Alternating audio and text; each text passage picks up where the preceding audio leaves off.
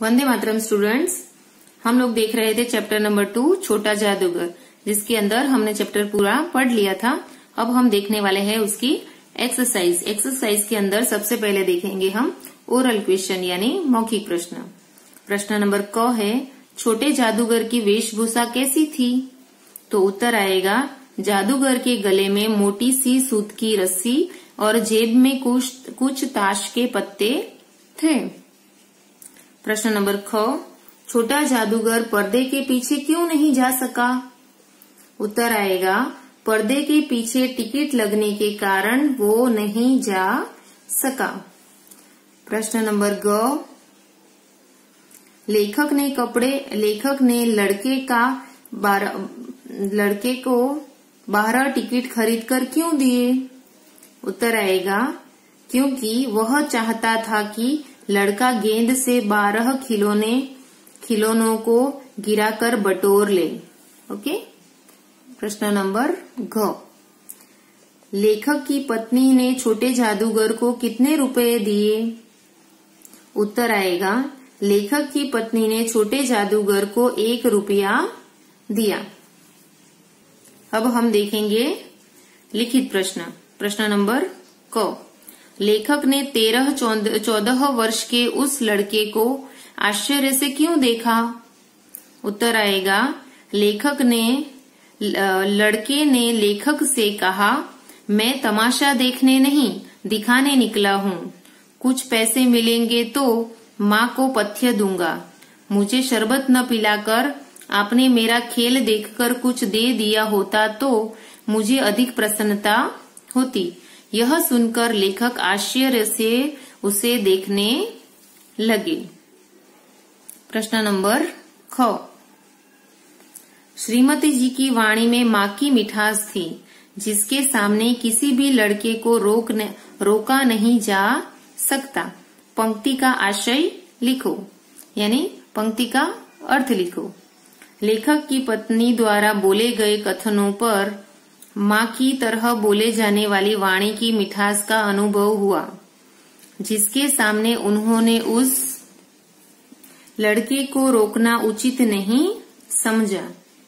प्रश्न ग, छोटे जादूगर के खेल में क्या देखकर सब हंसते हंसते लोटपोट हो गए? उत्तर आएगा, छोटे जादूगर के सभी खिलौने अभिनय करने लगे। भालू मनाने लगा, बिल्ली रूठने लगी, बंदर घुड़कने लगा, गुड़िया का ब्याह हुआ। उसकी वाचालता से सब हंसते हंसते लोटपोट हो गए। प्रश्न घ, क्षण भर में मुझे अपनी भूल मालूम हो गई। इस पंक्ति में लेखक क्या बात करते हैं? लेखक द्वारा क्रोध में अधिक बोलने पर लड़का अपमान का अनुभव कर रहा था। लेखक को क्षण भर में ही उसकी भूल मालूम हो गई। ड, इस कहानी की सीख अपने शब्दों में लिखो, यानी ये कहानी से यहाँ पे आपको कहानी का मोरल ऑफ द स्टोरी लिखना है। ओके, आपको इस कहानी से क्या सीख मिलती है वो अपने शब्दों के अंदर ये उत्तर आपको खुद से लिखना है।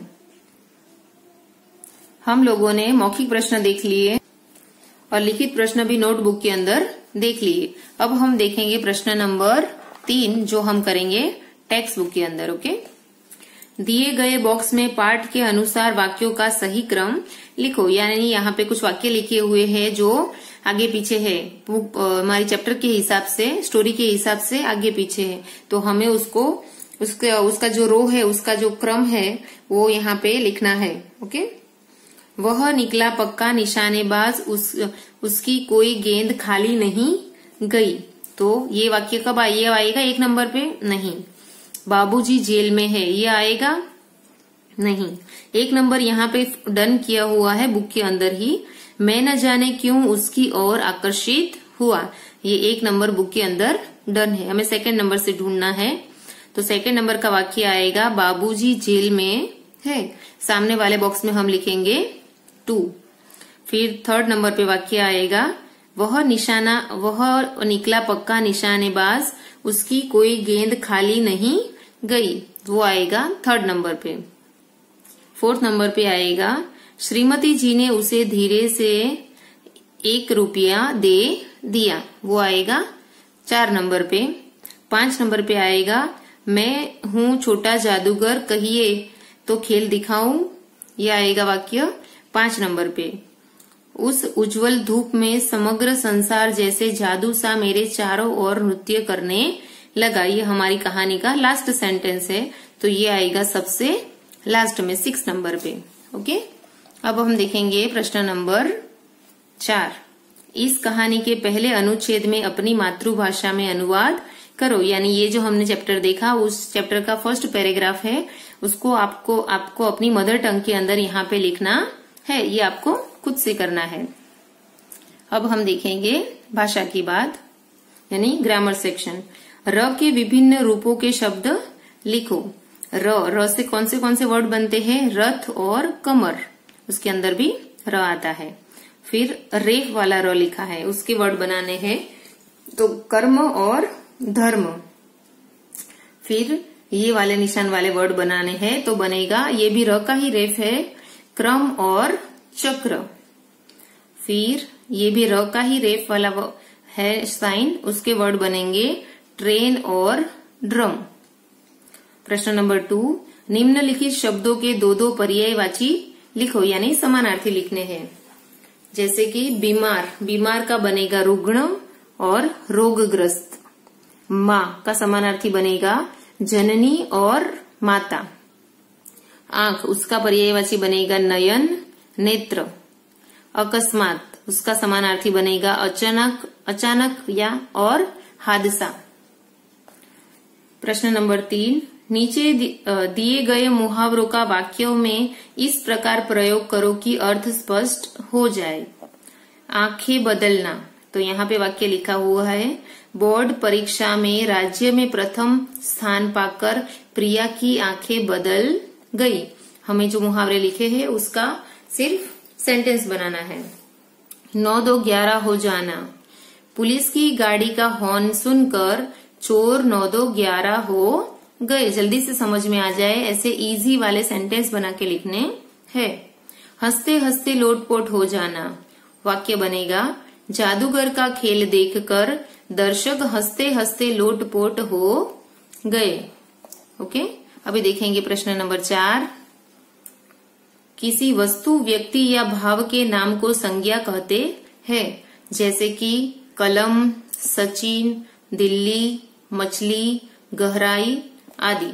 नीचे दिए गए गद्यांश में से संज्ञा शब्द चुनकर नीचे लिखो, यानी यहाँ पे गद्य का अंश यानी किसी पार्ट का अंश लिखा हुआ है, उसमें से हमें संज्ञा ढूंढनी है कौन कौन सी है, जिसके अंदर किसी वस्तु का नाम, किसी व्यक्ति का नाम या फिर किसी भाव का नाम आ सकता है।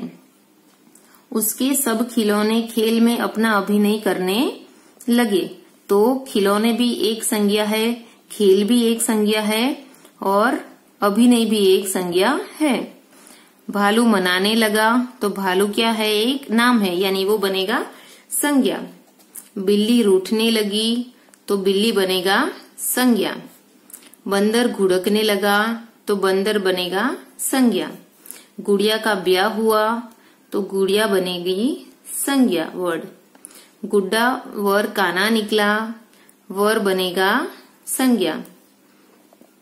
लड़के की वाचालता से ही अभिनय हो रहा था, यानी लड़के शब्द बनेगा संज्ञा। सब हंसते हंसते लोटपोट हो गए, यहाँ पे वाचालता वर्ड भी बनेगा संज्ञा। ओके, तो इसके अंदर से ये वर्ड ढूंढ के उसको नीचे लिखना है। तो यहाँ पे हमारी एक्सरसाइज खत्म होती है। नेक्स्ट वीडियो में हम न्यू चैप्टर पढ़ेंगे। Okay, bye students.